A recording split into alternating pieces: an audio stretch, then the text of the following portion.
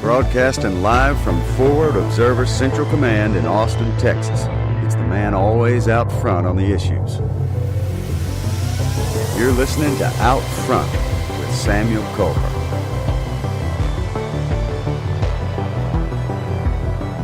Hello and good afternoon and welcome to Out Front with Samuel Culper. I'm your host, Samuel Culper. The show is brought to you by Intel Boot Camp. The election is getting closer every single day. There's no reason to expect that riots and protests will just disappear the day after the election. Many expect civil unrest to get a lot worse from here. The Intel Boot Camp is designed to take you from Intel Zero to Intel Hero. 30 lessons in 30 days, completed at your own pace. That's 30 lessons covering intelligence gathering, intelligence analysis, battle tracking, gear, organizing your intelligence team, and a whole lot more. Take the 30-day challenge at www.intelbootcamp.com. Now, Greek historian Thucydides wrote the world's finest history of civil war. It's called The History of the Peloponnesian War. Here's how he described his own book.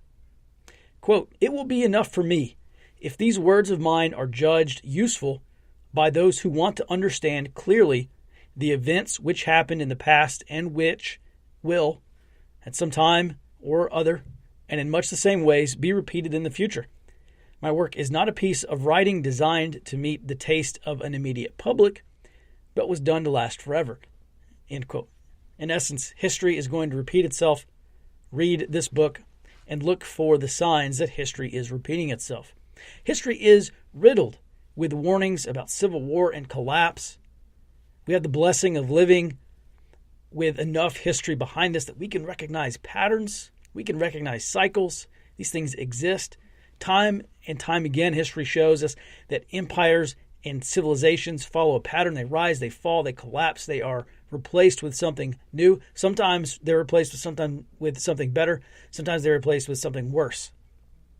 And I asked the question, is the United States headed for a collapse?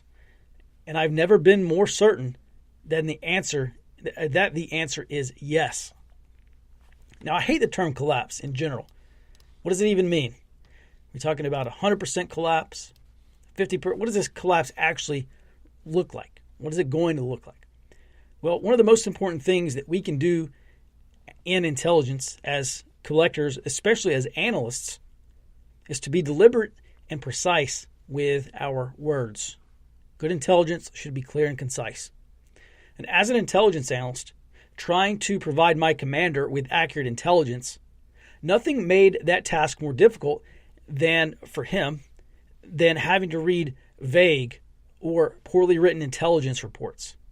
Nothing made that more difficult for me than reading vague or poorly written draft intelligence information reports or finished IIRs. Where you read the paragraph from a collector, you read what the collector's trying to explain, his source said, or what came over the radio through the signal intercept or what have you. And you scratch your head and say, what in the world is this guy trying to say? Like, what is the actual intelligence information that's being communicated or that's attempted to communicate here? An intelligence collector may be highly skilled. He may know how to ask all the right questions, prompt valuable responses. He may know how to ingratiate himself with his sources or with his hosts, and in return get the informational goods. But if he can't clearly and concisely and accurately report that information that he's collected, then he's of much lesser value to the team. And I rarely had the luxury of being able to get in contact with a reporting officer and ask, hey, what in the world did you mean by this? What did the source actually say? I read your report. It's trash. What did the guy actually say? Tell me in his exact words what this guy said. Verbatim. And that's why, part of at least why I hate the terms like civil war and collapse, because they're not very specific. When I read the word societal collapse or economic collapse, to what level are we talking about? 100% collapse, 50% collapse? One could argue that for the past several years we've been witnessing a societal collapse, and we're definitely experiencing societal collapse right now. This is a collapse of established normative socio-political behavior and attitudes. It might be more accurate and specific to say that we've entered into a period of societal decline. And that to me really just goes to show how vague the term collapse actually is. The collapse of the Roman Empire lasted for centuries, or I should say the collapse of the Roman civilization lasted for centuries. And we know that because we can read the history. And I wonder if those living in any given 50-year period of time who lived through that collapse understood that collapse was occurring. Now, I've not read all the literature. I've not read all the historians. Maybe I should. It's a great question that I've thought about before. Did the people living in the last days of the Roman Empire understand that they were actually in the last days of the Roman Empire? I think the same can be said probably of civil war.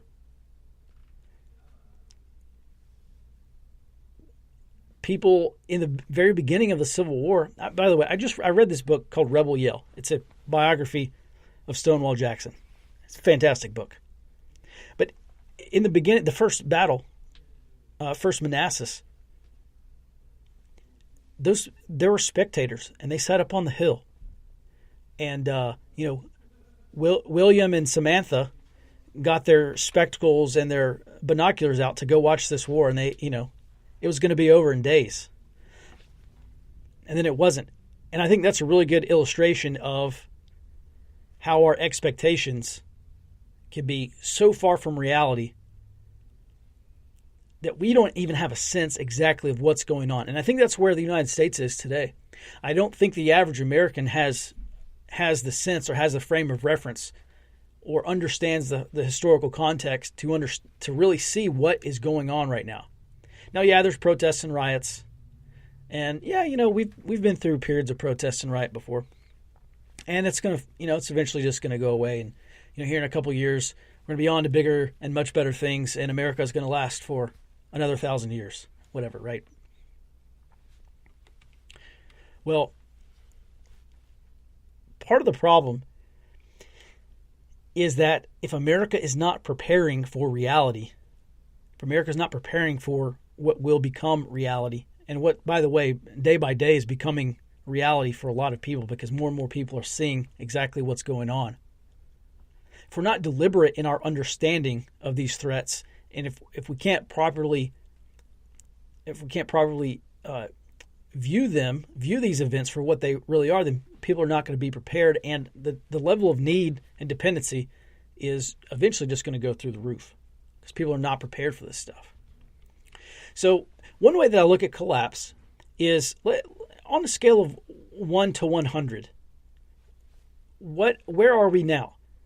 1 being the strongest economy we've ever had, and 100 being there's no grocery store in your neighborhood, or there's a grocery store and it's empty and there's nobody working there because it's already been looted, and anything of value. There's basically no economy to speak of. Well, if I started a couple years ago. I made a little kind of a chart thing for understanding collapse. And we might start off with a spectrum. That's what I'm looking for. Let's put collapse on a spectrum. So, maybe a spike in unemployment. We have high unemployment. Maybe that's the first. That's a 5 or a 10 or a 15 or a 20 in terms of economic collapse, like really bad unemployment right now. And then maybe that becomes permanent. And then we might start seeing stuff like electrical brownouts or internet blackouts, fuel shortages, a dollar crash, or the decline of the dollar, or some other case of systems disruption. Now we've had that stuff before. It's been relatively short-lived. It's a sign that things aren't normal. But if these things become prolonged, then they're going to have very significant effects. And I think one concern of mine in particular is that some of these things have compounding effects. Like we could have some sort of systems disruption in politics. But if society and the economy are strong, then maybe those effects will be transitory. The problem we're getting into now is that we have economic disruption, social disruption, and I think we're about to have a whole heck of a lot of political disruption. And I don't know every little detail about American history, but I question, has this ever happened before in American history, where we've had significant disruption in the political, social, and economic layers of this country? So maybe that leads to outbreaks of violence. I think these riots and protests, especially since they've been prolonged, these protracted battles in Portland, for instance, I think that's an indicator of decline and instability. Is that an indicator of collapse?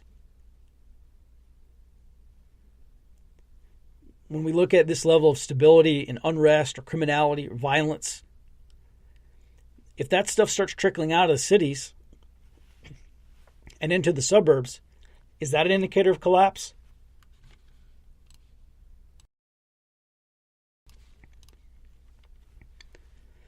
Is that an indicator that things are accelerating? Not just in terms of depth, but also in terms of width. You expect that stuff you expect riots in the cities. You expect a lot of this stuff to happen in the cities. You less expect this stuff to start to spread to the suburbs, and I don't think we're quite there yet. Maybe in some places we are, in terms of criminality and lawlessness. But this is a lot more collapsy than just an increase in unemployment. And then beyond that, we have the failure of government at a local or city level, or at a state level, or eventually maybe at the federal level. And we have a permanent or a near permanent disruption of public services and utilities. Now, this is actually a collapse. This is what I would call a collapse. And I'm not talking about a weekend government shutdown. I'm talking about senators and representatives getting out of Washington, D.C. and going back home and then staying there. Like, D.C. is such an untenable place to live. That is something that I would expect to happen in a collapse. This is maybe an end to welfare payments, to the repayment of the national debt, maybe a stoppage in Social Security checks. I just saw this from CNBC today. They're saying 61% of Americans fear that Social Security is going to go dry before they can get their Social Security money out. Like, there's not going to be enough money there to get their Social Security payments. This kind of stuff, this is a true collapse scenario.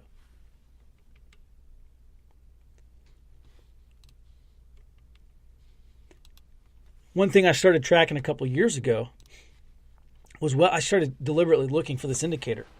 Wealthy people preparing for a collapse. I thought, if you're some billionaire or tech tycoon in Silicon Valley, you would have a different perspective on collapse than I would. Well, a couple of years ago, I read this very interesting article called Survival of the Richest. And it was written by a guy, he's a futurist, and he was invited to give a keynote speech for some investment bankers. I mean, these are like billionaires. And he got paid really well to go and sit in front of these billionaires, this private group of billionaires. And there are 5 of them, by the way, in this room. And he said they peppered him with questions about the future. They wanted to know about cryptocurrencies and quantum computing and some other topics. Here's what he had to say about by far the most interesting part of this meeting. He writes, quote, "Finally, the CEO of a brokerage house explained that he had nearly completed building his own underground bunker system and asked, 'How do I maintain authority over my security force after the event?'" This is what the brokerage house CEO said. The futurist continues, quote, "The event, that was their euphemism for the environmental collapse, social unrest, nuclear explosion, unstoppable virus, or Mr. Robot hack that takes everything down." He continues, The single question occupied us for the rest of the hour. They knew armed guards would be required to protect their compounds from the angry mobs. But how would they pay the guards once money was worthless? What would stop the guards from choosing their own leader? The billionaires considered using special combination locks on the food supply that only they knew. End quote. And the guy goes on and to talk about some of the considerations there. And that sounds fantastical. And it sounds like a great prepper fiction novel. I think probably in any other instance, I would be highly skeptical that this even took place. But given what I know about the situation, by the way, I read about half of one of his books called Throwing Rocks at the Google Bus, picked up at Black Hat a couple of years ago. This guy's really well known in his field. His name's Rushkoff. So he's not some crazy conspiracy theorist. And I'm very willing to believe that this happened. If it didn't happen, it's certainly plausible. So for whatever reason, for the past couple of years, there's been a ton of reporting coming out on, these doomsday warnings and the preparations of the uber wealthy. And there's that guy that he has a construction company, and he started building, $10,000 or $20,000 underground bunkers, and now, like he doesn't even start on a project unless it's over $500,000 or something like that. And these people are building like multi-million-dollar compounds. These very wealthy people. Poor people cannot afford a multi-million-dollar compound. There's one reason why this guy's still in business building multi-million-dollar bunkers, and that's because very wealthy people are having them built. And I remember back in 2014, there was this TED Talk from a venture capitalist and another billionaire named Nick Hanauer. And the whole point of this speech, he said the pitchforks are coming. Eventually, this is 2014 now. He said eventually the permanent underclass of America is going to rise up, and they're coming for America's wealthy. There's going to be a period of civil unrest, and there are going to be these peasant uprisings. I mean, that was the whole thing was, hey, we have to start as billionaires, as the 1/10 of 1%. He says, we got to start changing how we operate. Otherwise, they're going to come for us, and they're going to kill us all and take our stuff. I mean, he didn't say that exactly. That's basically what he was saying. And then I'm reminded of this other story of Elon Musk.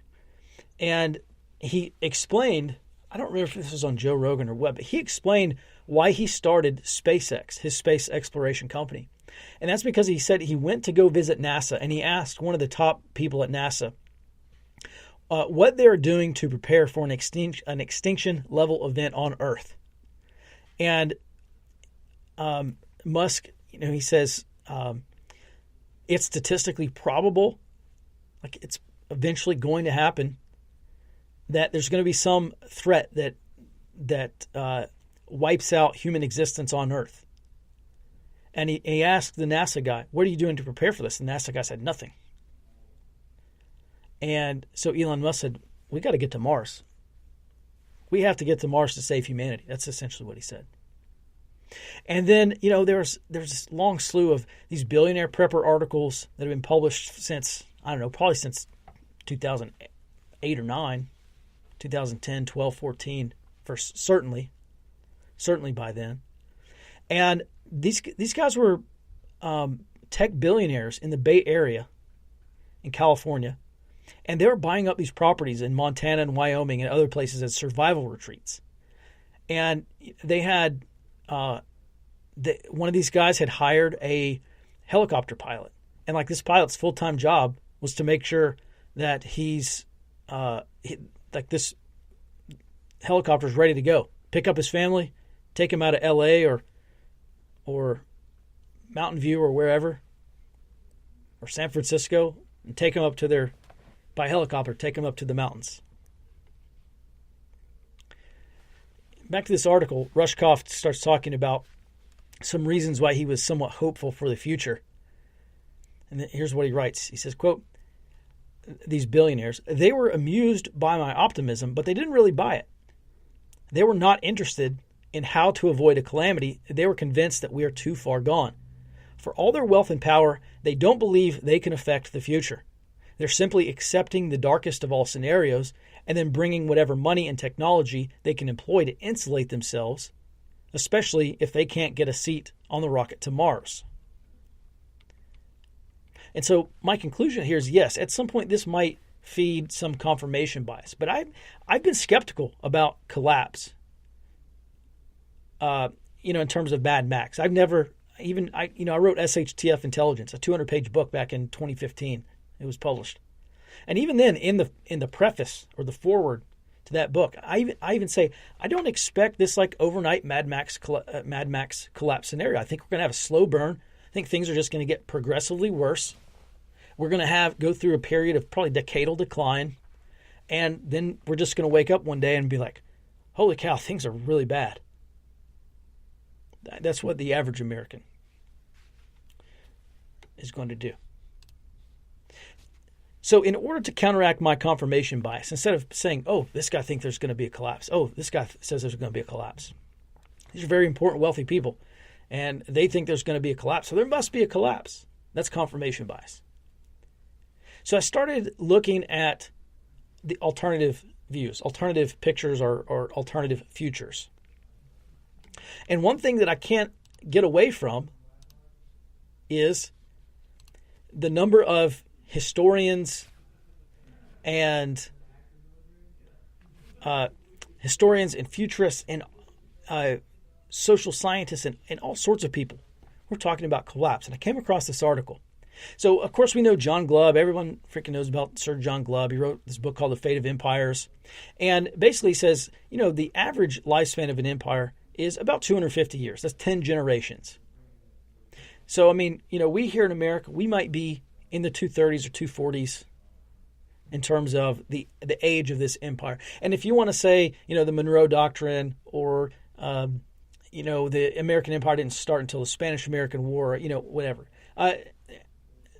That's fine. I think we can debate timeline.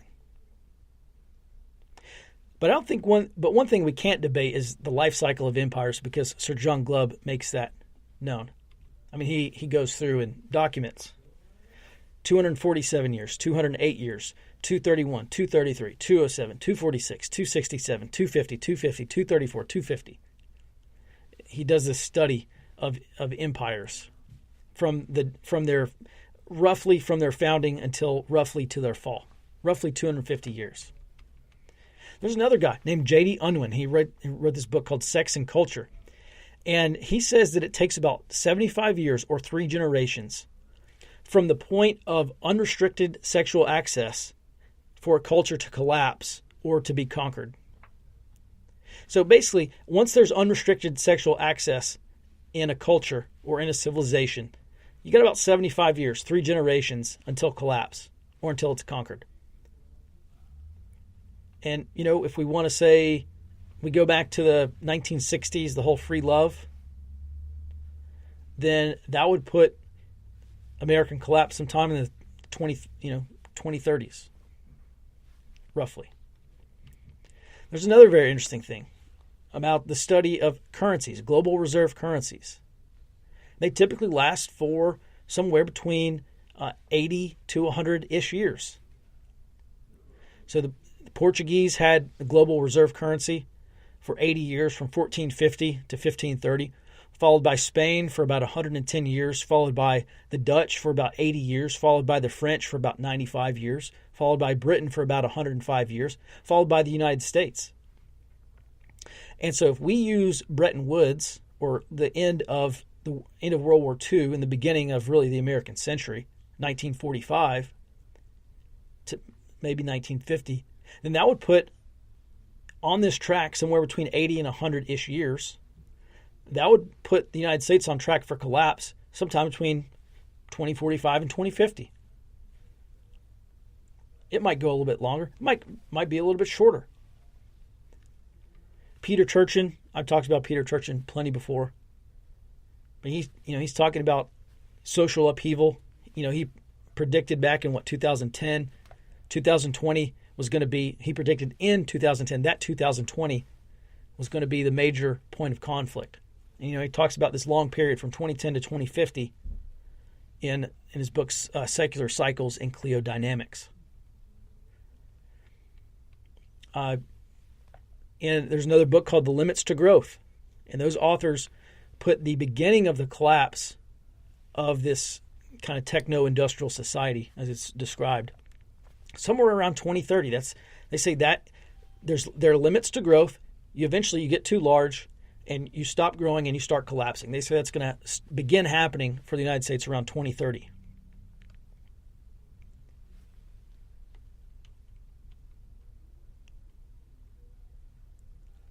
So there are a lot of other indicators out there.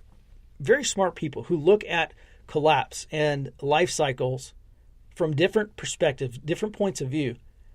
And it's amazing. I don't know that this can be blamed on confirmation bias. I think there's something to it. I actually do think that if you're listening to this show live right now, or you listen to this podcast later, there's a very good chance that you are living through the end of the American empire. Now, that doesn't mean that America's just going to fold up and disappear. The British Empire ended, and Great Britain's still there. My dad gave me this book several years ago about the economics of World War II. It's a very interesting book. But one of the things that the author talks about in there is that the purchasing power of the Great British pound dropped by 50% over a period of 30 years.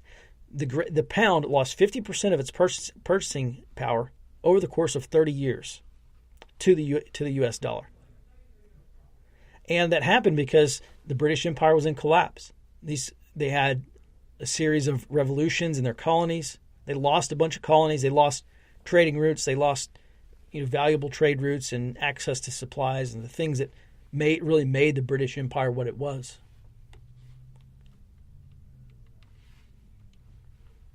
Moving on, we have this Hubbard's peak oil theory. Hubbard puts, guy Richard Duncan, talking about Hubbard's peak oil theory, puts an economic collapse in the United States somewhere around the year 2030. Of course, you have Strauss and Howe, the fourth turning, which that was the first time I'd ever heard of any of this stuff. They say in the 2020s, that's going to be the fourth turning is the conflict generation. And that book was written like back in the early or maybe mid 1990s. Before anybody really knew who Obama was, or knew that Trump was going to run for president, before any of these armed groups started arming up and building capacity to carry out organized political violence, Strauss and Howe wrote about it. They said the 2020s, conflict generation.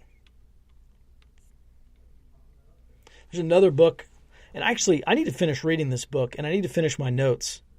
But there's another great book called Collapse of Complex Societies. I've been trying to read that book off and on for the past year or so.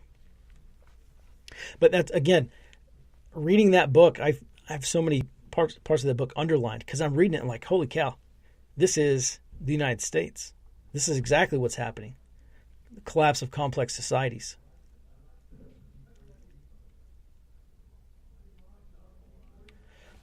So I think there are enough indicators out there,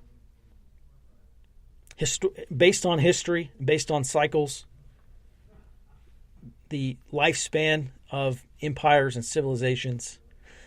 There's enough history out there to really, I think, to me, and I try to be I try to be objective.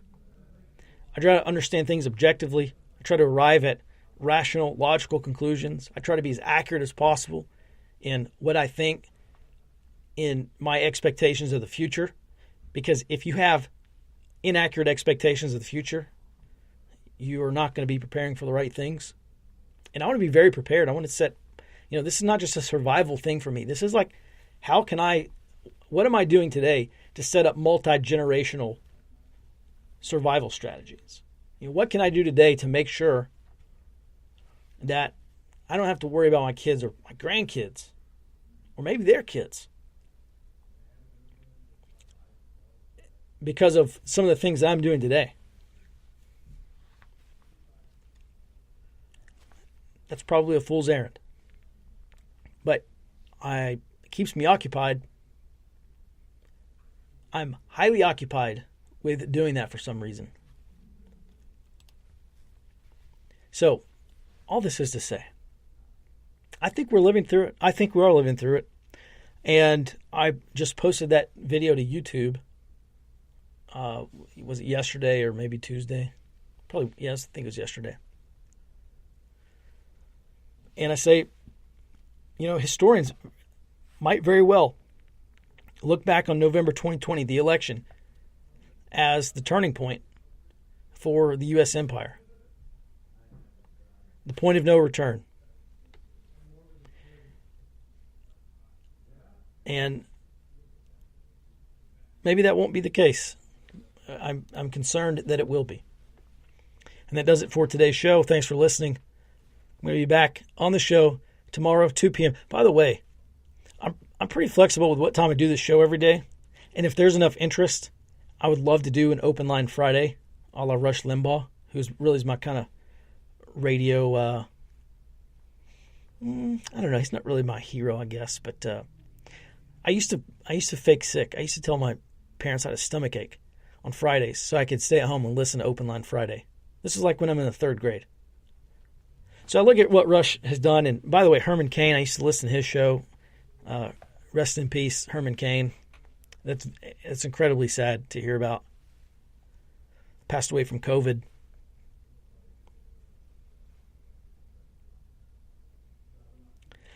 So I guess some part of me wants to do a radio thing, kind of as an homage to. I grew up listening to talk radio. So eventually we'll be able to do Open Line Friday if there's enough people who want to call in and talk to me about whatever you want to talk about. And that really does it for today's show. Thanks for listening. I'll be back 2 p.m. tomorrow, live at forwardobserver.fm and pretty much everywhere else podcasts are listened to. Until then, be well and stay out front.